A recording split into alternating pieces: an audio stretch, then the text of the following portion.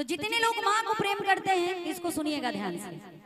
थोड़ा सा हमारे में भी मेहनत है और संभालने की भी जरूरत पड़ेगी।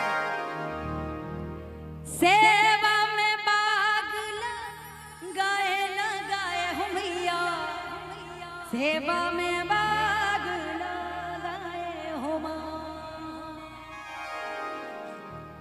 सेवा में बाग लगाए हो मैया। फूटल ना तो फिर ले ले तारा से बता दे तो नहीं हम। हाँ काहे से एकदम जुगाड़.com है, वैसे जरूरत ना पड़ेला, लेकिन कबो कबो कुछ ऐसे न चीज होला की जरूरत पड़ जाला है।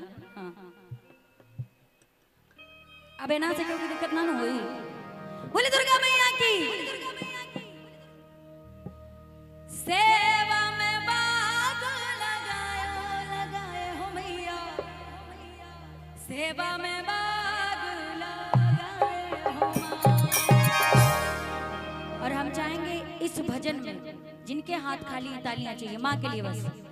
सेवा में बाग लगाए हो मैया, सेवा में बाग लगाए हो माँ, सेवा में बाग लगाए मोरी मैया, सेवा में बाग लगाए हो माँ, सेवा में बाग लगाए मोरी मैया, सेवा में बाग लगाए हो माँ।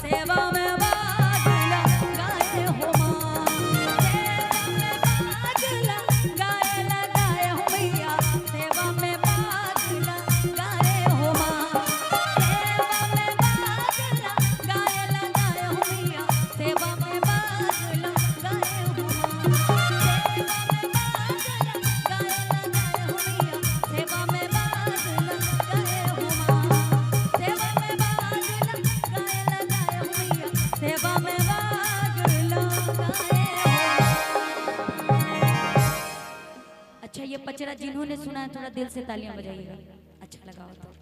कोशिश की